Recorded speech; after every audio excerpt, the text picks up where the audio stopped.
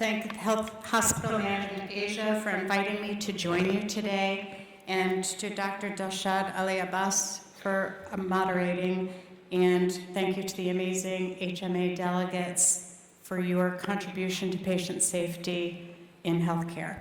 I will be presenting my topic on sustaining patient safety improvement programs in low-resource countries, and I'd like to add that I have, since that past resume was completed, I have completed my doctorate in public health at the Bloomberg School of Public Health in the United States. I'll do my best. Thank you so very much. I have a little bit of a story to tell, but I'm going to try to be very efficient with my slides today to try to catch us up a little bit.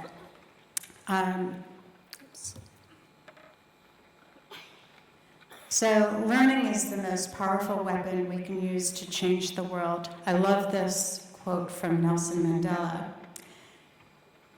Consider my story. A year ago, I was in Uganda and was in an accident in a game park and was medevaced to South Africa. So I experienced healthcare in 2 countries during that episode.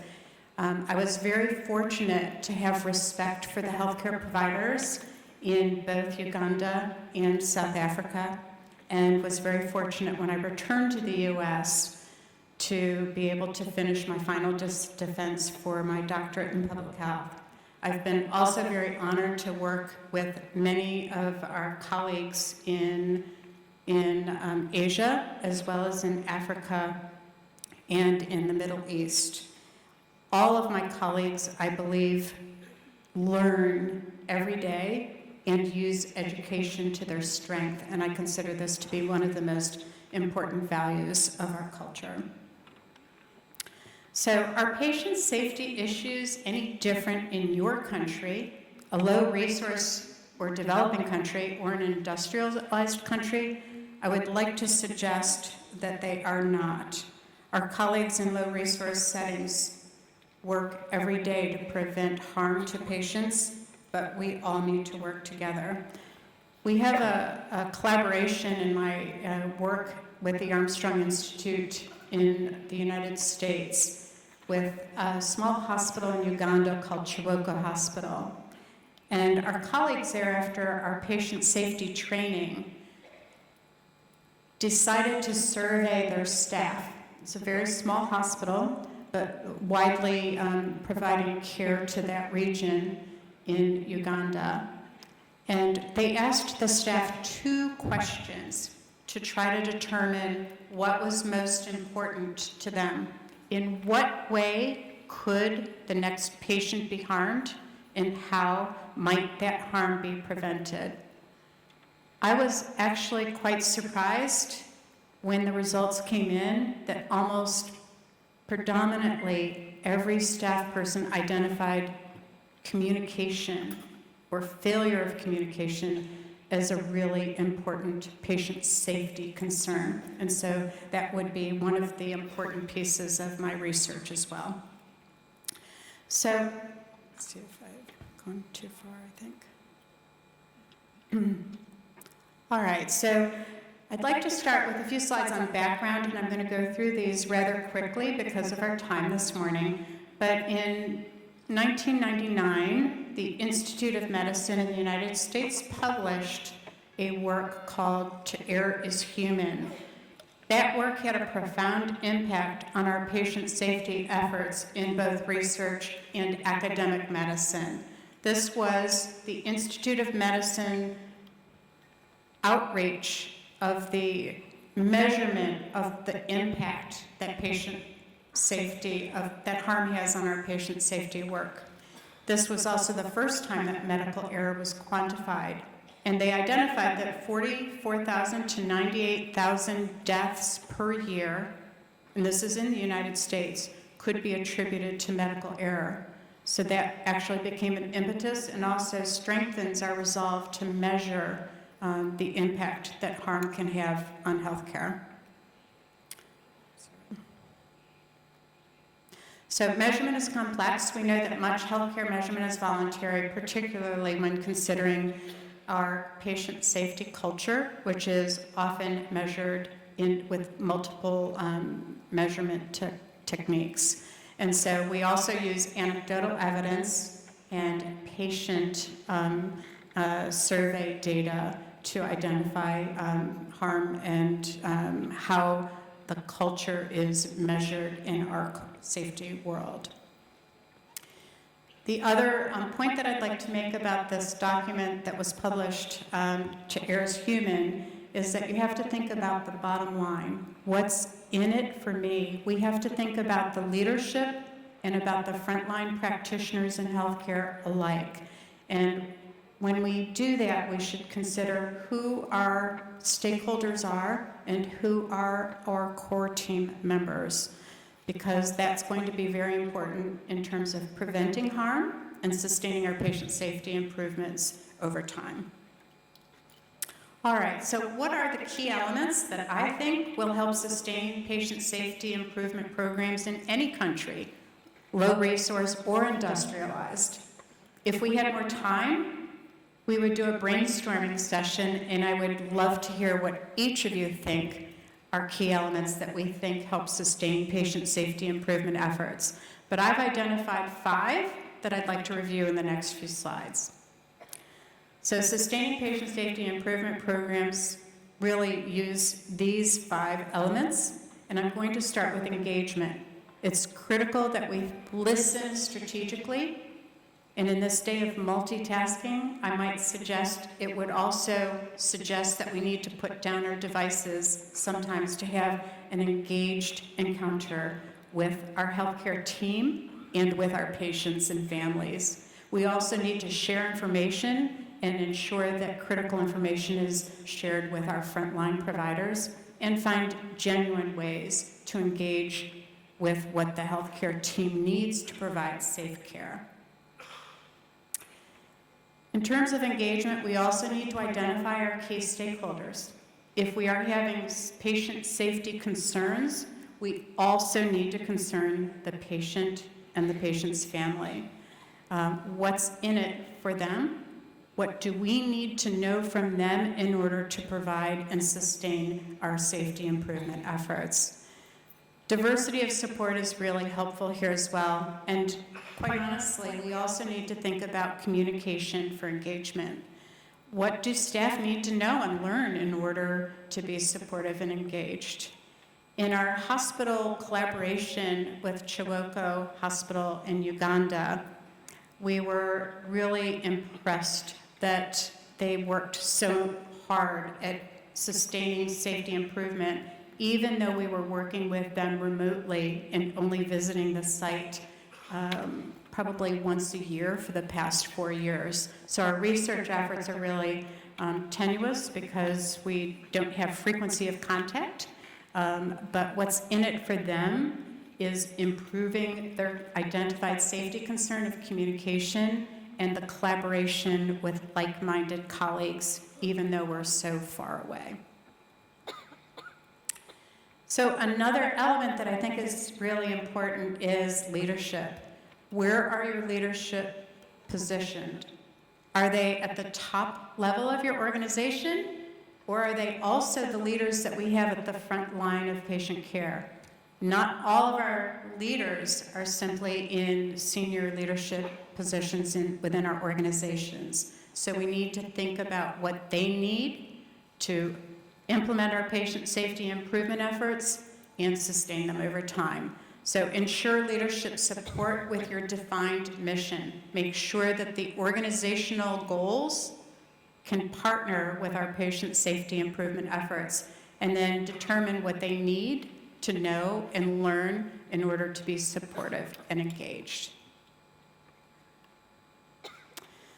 So I really work a lot with some of the Sentinel event alerts that come from our Joint Commission reports that come in the United States. And this is a Joint Commission alert from 2009 that called for organizational leaders to take actions within their organizations to improve safety culture.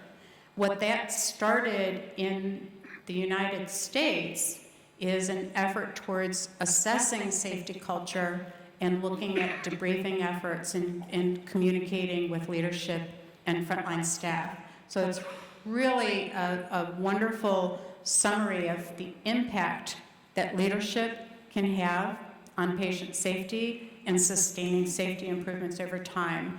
And each of these 11 tenets, we certainly don't have time to go through today, but I might recommend that it's of value to look at moving forward. And this is Sentinel Event Alert issue number 57. So in terms of best practices, this is another element that I think is super important. In terms of best practices, there is a definition that says one of the major trends in U.S. healthcare is evidence-based medicine, which calls for making medical choices by comparing empirical evidence about an individual's patient's condition to a larger body of best practices. Even in our work with Uganda, where we worked focusing in the first couple of years on waste segregation, and in our work in Nigeria, where we were working on water distribution to include deliveries to the hospital, the University of Nigeria Teaching Hospital, UNTH.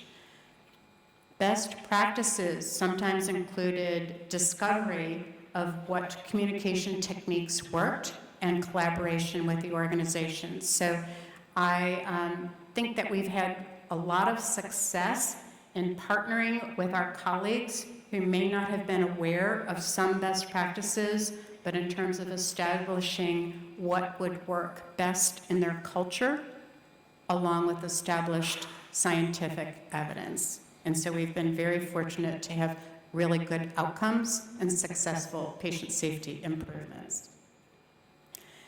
Also in best practices, leadership has to weigh in and commit to our goals. So we need to have interdisciplinary teams, and some of our best opportunities for patient safety success have included some triad leadership support, which includes leadership not only within medicine, but also within the senior leadership in the hospital structure, as well as in nursing. So it has an interdisciplinary team approach that has helped us sustain improvements not only at home, but also with our colleagues in low-resource settings. In addition, we've been encouraging every colleague that we've worked with, whether at home or in other settings, to empower staff to raise safety concerns. And the two questions that I mentioned earlier that were used in the survey at Chiwoko Hospital in Uganda identify a brief survey that can be asked of any staff throughout our organizations, but empowering the staff to speak up to identify safety concerns. In what way might the next patient be harmed, and how can we work toward preventing that harm? Because our staff are really some of the best prepared to identify those issues. And so we focus a lot now on our safety culture, in identifying our key stakeholders, and in measuring our baseline and our safety improvements, and that's been very successful for both ourselves at home as well as our colleagues in developing countries. Infrastructure is important without question. We need to have accountability and established responsibilities for our personnel, and that's very important. Safety has to be recognized as an internal risk and embraced by each of us in our roles. So it would be very important for us to ensure that our staff have the communication identified earlier, as well as the infrastructure to support their safety improvements. So when we start a safety effort, we should have a baseline, and that requires some data measurement. And however we do that, whether it's quantitative or qualitative, even in a simple setting, we need to think about how we're going to measure improvement, because we can't change our measure each time another issue comes up. And so it's very important for us to think about the infrastructure, our staff, our accountability, and our data measurement as well. Now, policies and procedures, technology and training and education are all really understood to be important, and I don't want to undersell their significance here, but with all of the technology that comes out, we need to think about infrastructure also, including our staff, our accountability, and our data management. So don't think that an electronic intervention is going to be the answer necessarily. We have an electronic event reporting system, and we've shared that with many of our colleagues. But it's what we do with the data after we identify it that makes the difference. And so the infrastructure can't be simply an implementation of technology, but it must include what we do with the information afterwards. And respect for local wisdom. I think this is the last element that I wanted to cover. It has to be respected at all levels. Our staff are the most well-prepared to identify safety concerns. Our clinical leaders need to be respected for their wisdom and practice, and local leaders should be asked for their input for safety improvement efforts. We know that deference to expertise is one of the principles of highly reliable organizations, and so it's really important to think about the benefit of what we do in the workplace. In addition, I would suggest that we think about what behaviors are rewarded in the workplace. What happened the last time someone spoke up and identified a patient safety concern? Were they respected for their input? So, are there any questions about patient safety improvement programs and sustainability? Would love to engage in that discussion now. I may have a few minutes, but I guess I will defer to our moderator for whether or not we have further time now. And I do have some references. Thank you.